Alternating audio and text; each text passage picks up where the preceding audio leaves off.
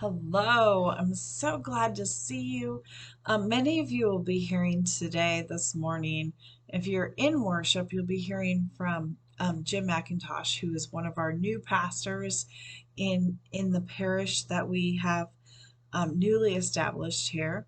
And you'll hear from him every once in a while. Primarily, you'll hear from me, but just so you know, we do have a couple of others. We're not really set up yet to have all of that worked out and figured out as for online. So most of the online will hear from me for a while.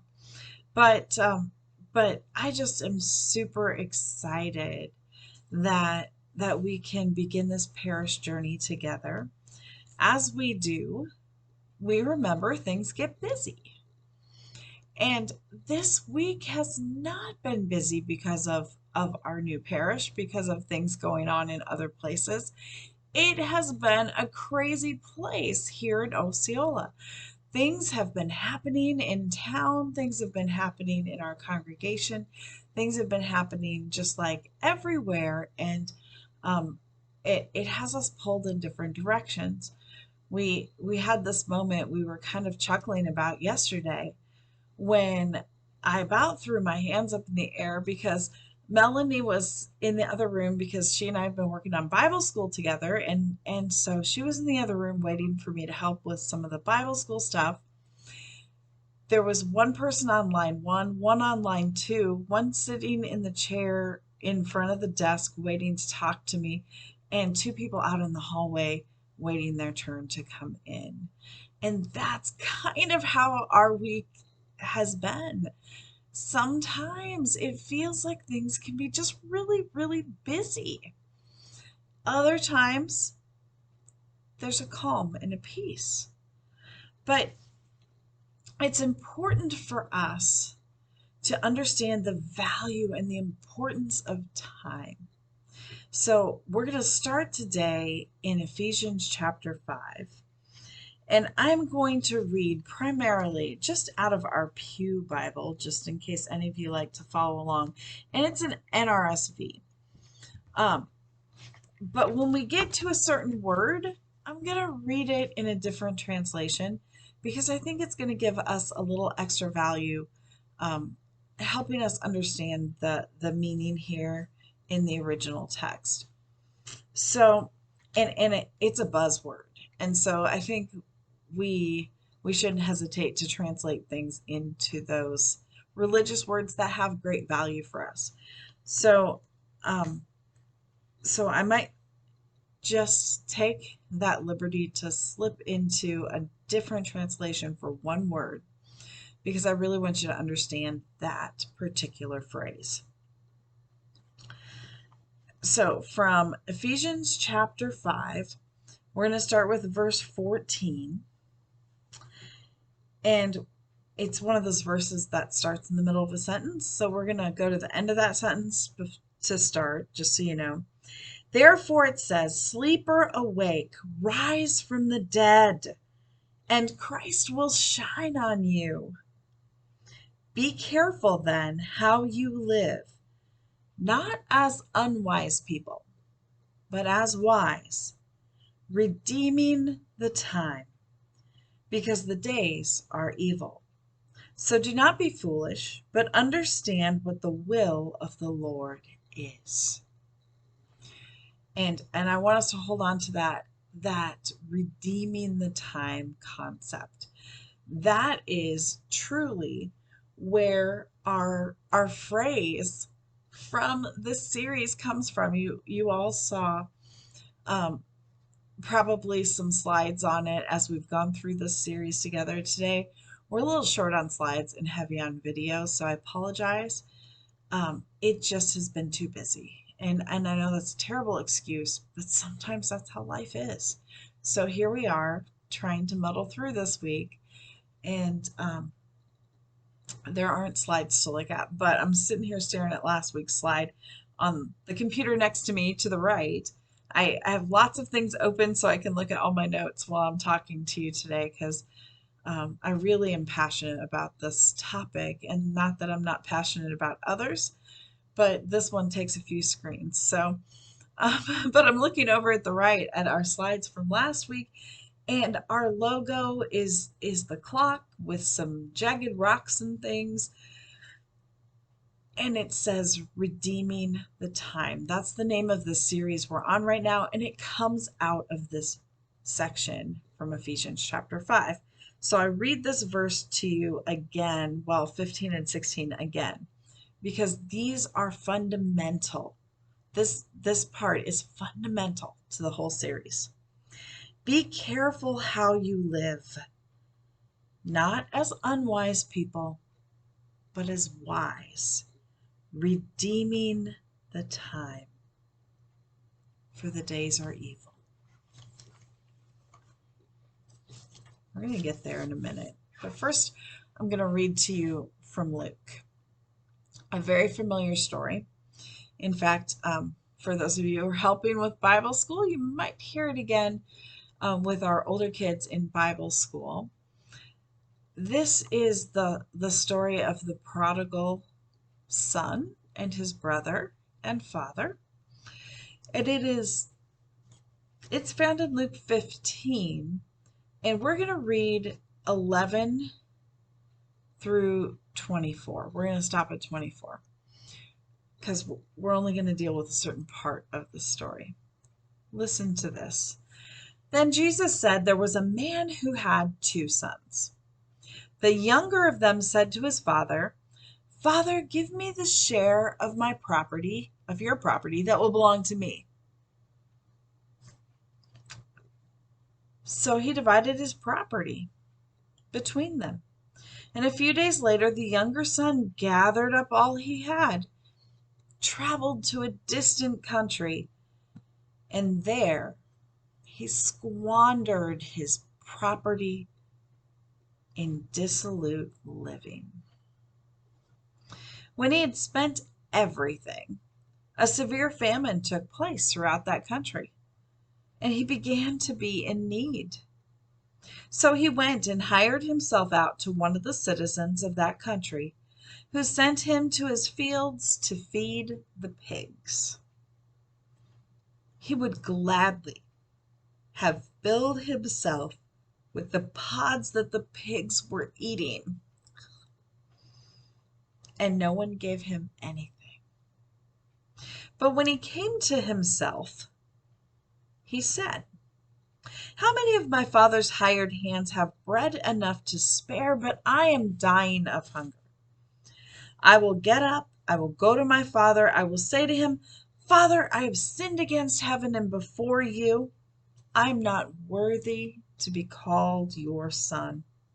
Treat me like one of your hired hands.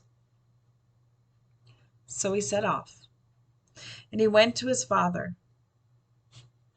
But while he was still far off, his father saw him and was filled with compassion. He ran and put his arms around him and kissed him. And then the son said to him, Father, I have sinned against heaven and before you, and I am no longer worthy to be called your son. But the father said to his slaves, Quickly, bring out a robe, the best one, and put it on him. Put a ring on his finger and sandals on his feet. Get the fatted calf and kill it, and let us eat and celebrate. For this son of mine was dead and is alive again. He was lost and is found. And they began to celebrate. This is God's word for us today. Thanks be to God for giving us amazing, amazing words to hear. So as we begin and gather in this day, we remember that that we have a freedom to choose. Just like our other freedoms, we can choose how to spend our time. Our time is ours. I think there comes this moment where sometimes we feel like time is not ours and we don't have any authority over it and we're helpless in the situation. But I'm here to tell you today that really when it comes to your schedule, you have authority over it.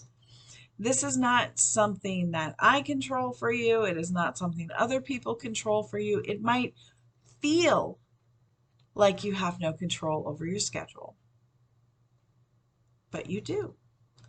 Even when it comes to things like work, you can choose to have a job or to have nothing. You can choose to have multiple jobs. You can choose to work during the day or at night. You can choose to work a lot of hours for a smaller amount, um, and maybe more flexibility, or I don't know, more time with family and friends during a certain time slot. So you're working a different kind of hours. Or you can choose to make more per hour and perhaps work harder or work at things you dislike a little bit more so that you can get paid more. However you juggle your hours, there is a choice in it. You have authority over your time. This is if you walk out of today and today's message with nothing more than this, just remember, you have authority over your time. You might feel helpless sometimes. You might feel obligated or like you have to do certain things that you don't want to do, or you're feeling like you're pulled in many directions, like one person's waiting for you in one room, somebody else is waiting for you in the room you're in. There's two people lined up out in the hall, and there's two people on the phone for you. Like it could feel overwhelming and feel like other people are deciding what is happening with your time. But ultimately, you have authority over that.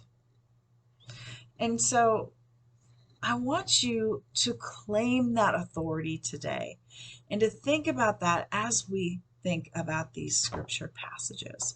Because for us to redeem our time, and remember that word redemption, like think of a coupon, right? You're taking your coupon to the store and it's just a scrap of paper. Does it have any value whatsoever? No, none. It has no value until you redeem it. So until you decide to give it value in the place of your money, it's worthless. You can't take a coupon and have a coupon for a bag of sugar. You can't take that into the movie theater and give it to them and say, I'd like a ticket. It's not worth anything. It's not valuable until you redeem it, until you think about it, until you decide that this matters and that this is going to something important. And your time is the same way. It has no value until you redeem it, like Ephesians said, until you claim that authority over the time that you have and accept the value in each moment.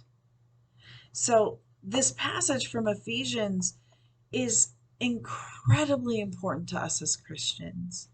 Don't underestimate anything that's in this book, but really don't underestimate the importance of redeeming time. The scripture passage says, "Sleeper, awake, rise from the dead, and Christ will shine on you. Wake up. Be careful how you live and redeem the time. Redeem the time. Give your time value. Now, when Christ redeems us, Christ takes our worthlessness, right? The sin that has made us have no value, and trades it in for salvation, for something with absolutely amazing value. How are we called to take the time that seems to us sometimes to have no value? Because it feels like it's not in our control. It feels like we're doing things that are useless, or that don't really matter. Vanity, right? If you look at Ecclesiastes and you look at what time looks like there, um, it's all just vanity. It seems like there's no value in it. How can we take that and redeem it the same way Christ redeems us, sinners who are unworthy, who do not have value, and makes us into something absolutely invaluable? That is what we need to learn to do with our time. A best yes can quickly become a stressed yes, the book says.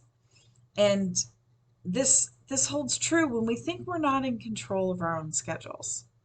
Like when we feel like we have to respond to everyone's emergency, when we feel like whoever comes into the room asking for our attention and demanding for our attention is the most important one, when we feel that way, it can quickly become a stressed yes when we decide to respond to it. It can cause us to be absolutely overwhelmed. And this especially happens when there are a few important things scattered in with some unimportant things. You know what I'm talking about? Like, not everyone's emergency is your emergency. Some important things really need to be dealt with and need to have your attention. I had one thing this week that absolutely had to be dealt with, and it needed my attention. And that's really hard to juggle when so many people are pulling in so many other directions. But I completely had to say, this amount of time, this block of time is going to have to go to this particular ministry because I have to do it, right? Other things I can ask people to help me with. I can lay aside for a certain amount of time, whatever it is. Not everything has to be dealt with immediately. This needed to be dealt with, and it had to be me, and it had to be immediately. And so it's really important as you're redeeming time that you look at the things that are there and sort of triage your life sometimes, right? We have so many things coming in. Sometimes we have to do the triage work. We have to say, okay, what can only be done by me? Not what do I think can only be done by me, or what can only be done best by me. Sometimes we think that, right? Like we're the only ones who can do things, right? The whole world would fall apart if we can't do stuff in this moment. Not that, but what things do I have to do? because they require me to do it, and they definitely require being done. So, for example, what part of the day cannot be given to someone else? Earlier this week, we cooked a meal. We do that every Wednesday night. We had a whole ton of meetings that preceded that. I was meeting with people literally all day, literally all day long. And it was many different things. And there looms the job of getting the food cooked. Everything was bought, everything was, for the most part, prepped. All it had to do was be cooked.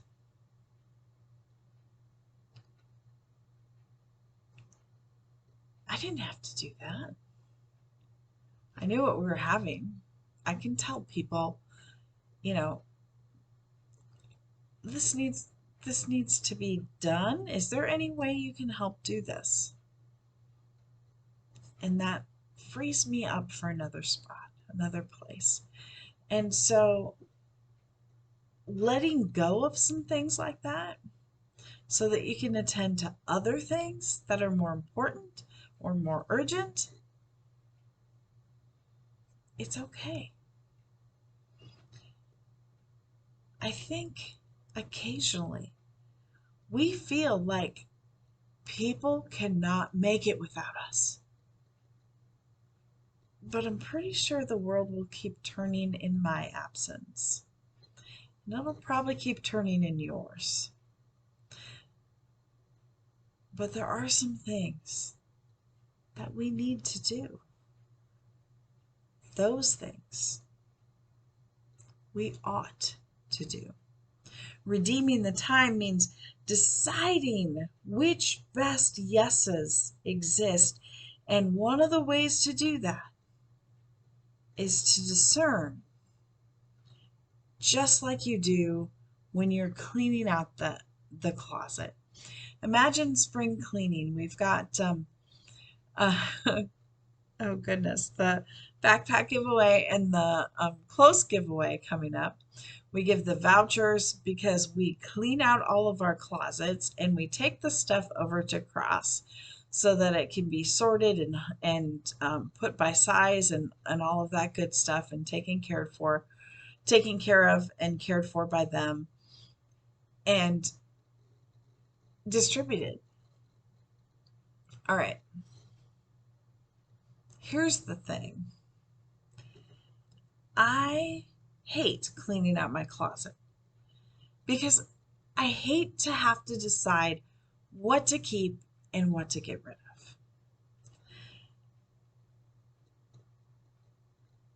Someone gave me this. Should I get rid of it or should I keep it? Well, that's a very special thing because of who it came from. That being said, I have 5 billion things that my children have given me, for example. And a lot of them are kind of cluttery sometimes. I have gobs of supplies that I'll probably never use. I have gobs that I will, but some things, maybe not. There's so much stuff, though, that deciding what to get rid of and what to keep can become difficult.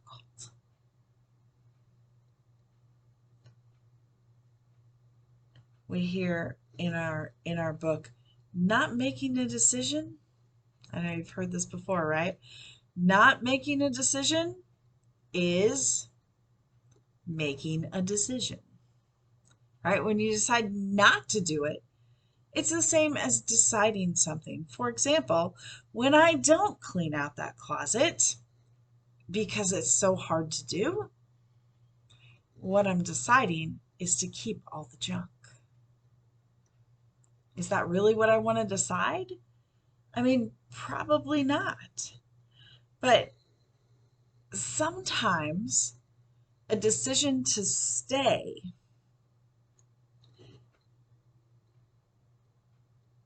is knowing that there's a consequence with not deciding as well, right? You hear what I'm saying? So we decide to do something, or we decide not to do something, or we specifically decide to do something else.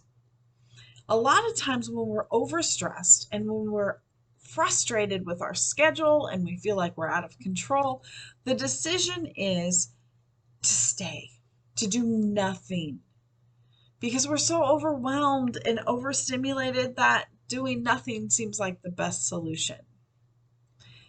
But a lot of times we forget that deciding to do nothing is a decision, just like deciding to do something or deciding to do something else. So, being a person who's in denial of our schedule, in denial of things happening too fast, sometimes means we're going to miss things that matter because of our inaction. And I'm not saying we should always be busy. There is a time to rest. We've already talked about that.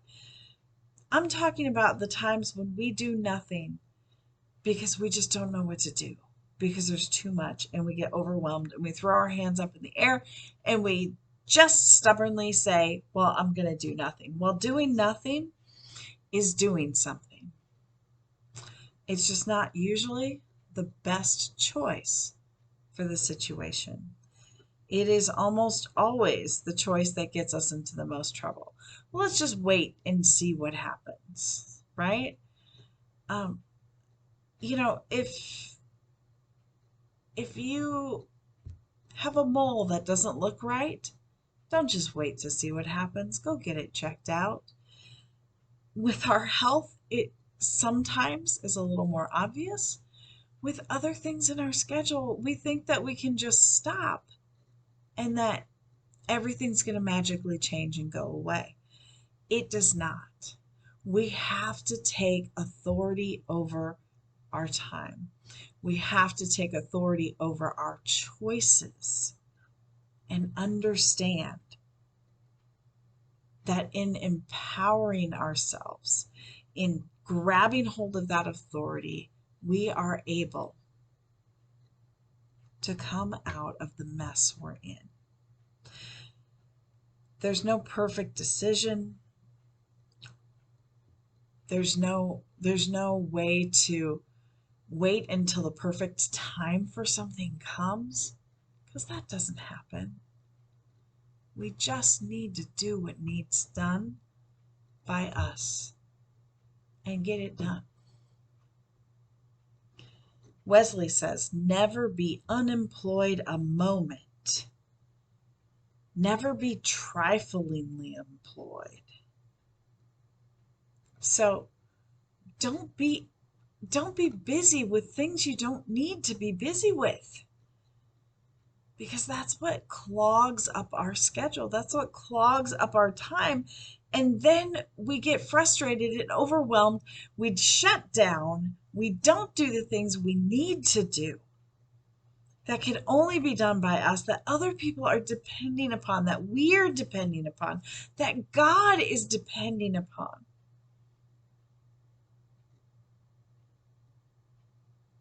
Because we've become lost and we haven't redeemed that time.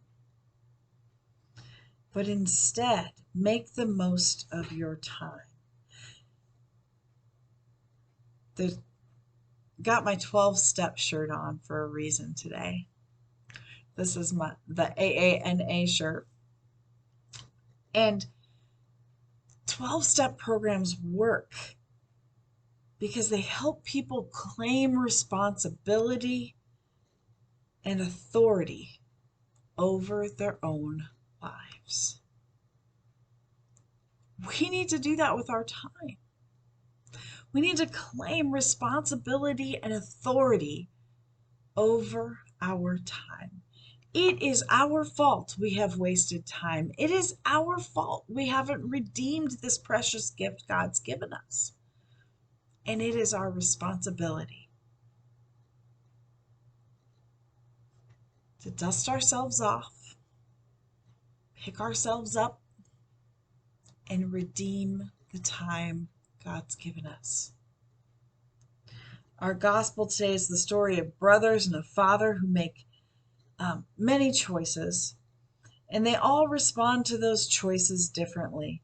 The father shares authority with his sons. The eldest son spends his time responsibly, but also resentfully, because he's spending his time doing that which he's obligated to do. The younger son spends his time frivolously and his resources frivolously.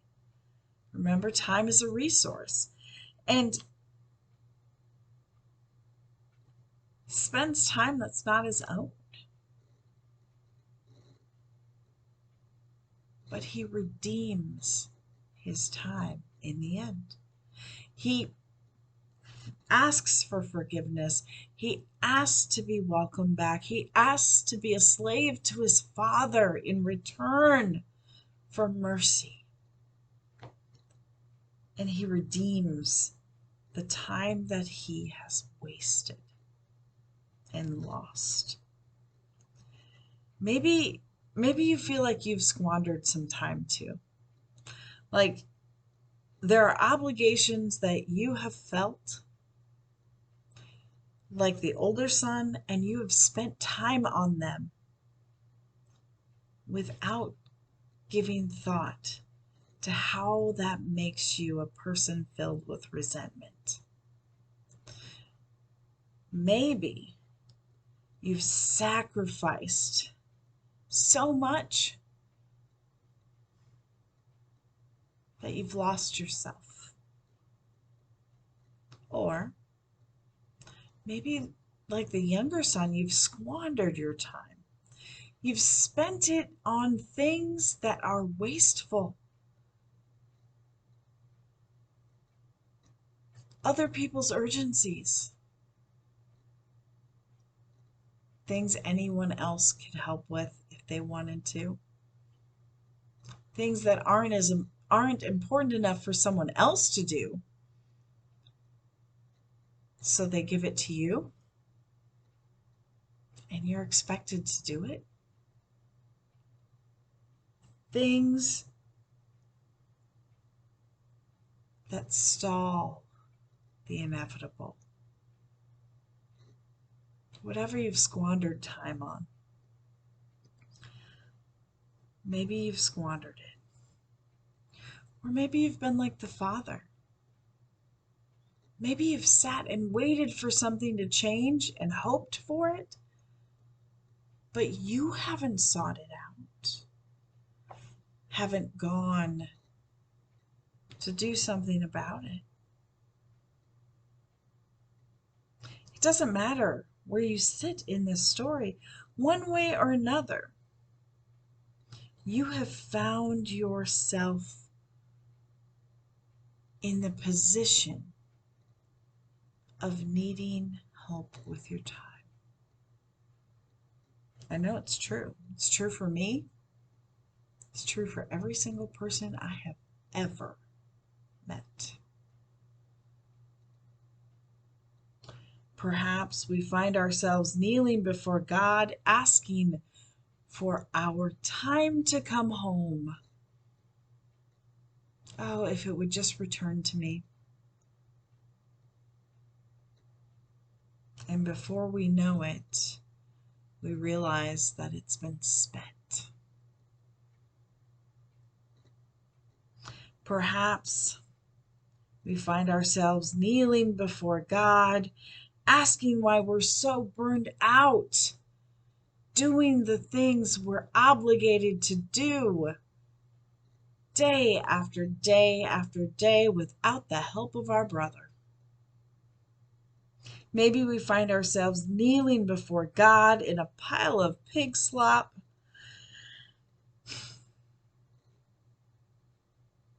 regretting the ways that we wasted our time and now are suffering for it. If only we had time for something. If only something were different. If only we could bake a casserole, call someone we love, make it to the game, make it to that dinner, that meeting, that home. If only we could make a choice that made a difference instead of the choices that we make day by day that yank on us and hurt us because we know that's not how we should spend our time, but we keep doing it anyway because we feel like we don't have control over it. Enough! You have authority that you can claim over your time. That doesn't mean we always have good choices about our time, but we always have choices. And we have to accept and own the time that we have. We have to redeem the time and give value to it instead of holding it in such ill regard. Our time is precious. I've seen it a million times. When those last days come, people have regrets and people have joys. And their regrets almost always circle around the things that they didn't have time for.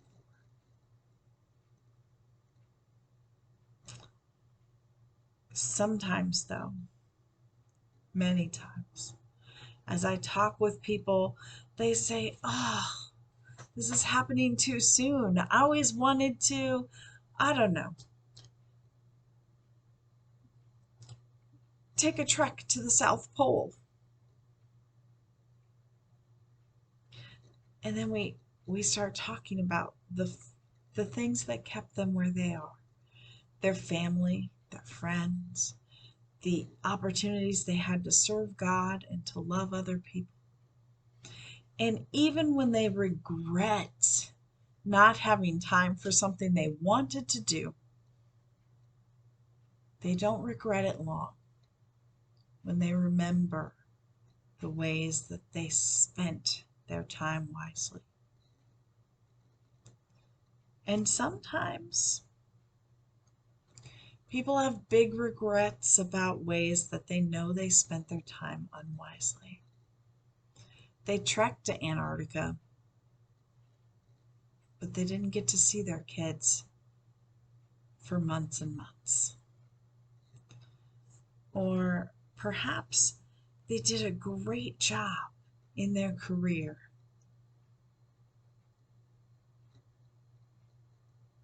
but they had to give up some important moments along the way that they can't get back. Redeem your time now. Sit, think about what matters to you and to God, and make that be the thing that drives you.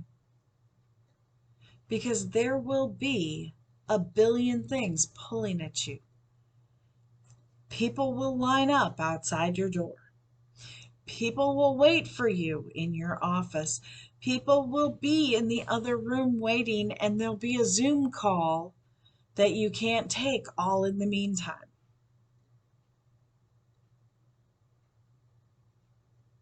But it's up to you